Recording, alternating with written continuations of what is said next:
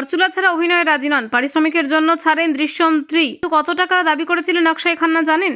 দৃশ্যম 3 ছাড়ছেন অক্ষয় খান্না। বলিউডে শুরু হলো জোর জল্পনা, পরচুলা বনাম ধারাবাহিকতা।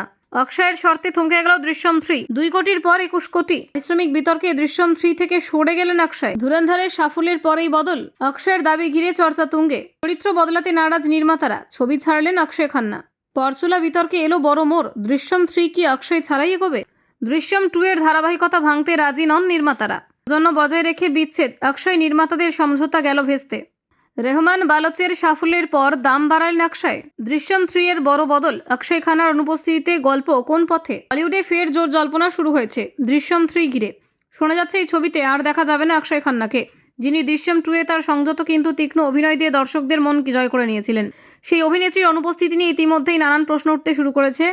নির্মাতারা বা অক্ষয় কেউই আনুষ্ঠানিকভাবে কিছু ঘোষণা না করলেও ইন্ডাস্ট্রির অন্দরমহলে চর্চা তুঙ্গে। সূত্রের খবর, অক্ষয়ের ছবি থেকে সরে যাওয়ার পেছনে একাধিক কারণ রয়েছে। তার মধ্যে অন্যতম হলো পারিশ্রমিক সংক্রান্ত মতবিরোধ।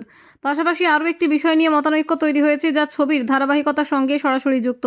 সেই বিষয়টাই হলো অক্ষয়ের পরচুলা পড়া নিয়ে তার শর্ত।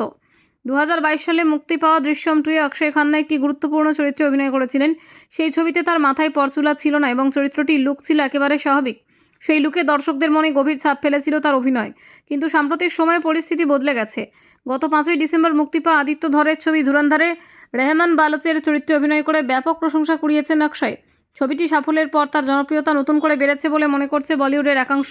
সাফল্যের পরেই নাকি তিনি নতুন কিছু শর্ত নিয়ে সামনে আসেন। শোনা যাচ্ছে দৃশ্যম 3 অভিনয় করার জন্য অক্ষয় পরচুলা পড়ার বিষয়টি স্পষ্টভাবে জানিয়েছিলেন, তবে নির্মাতারা সেই প্রস্তাবে রাজি হননি।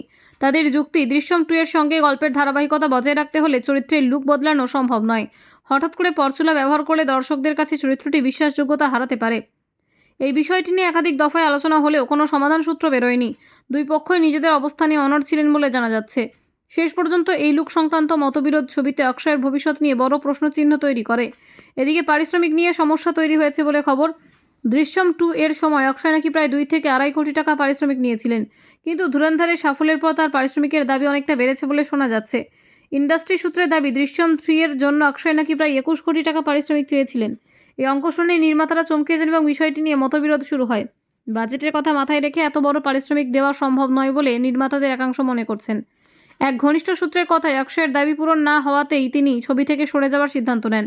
তবে এই সিদ্ধান্ত কোনো রকম তিক্ততা ছাড়াই নেওয়া হয়েছে বলে জানা যাচ্ছে।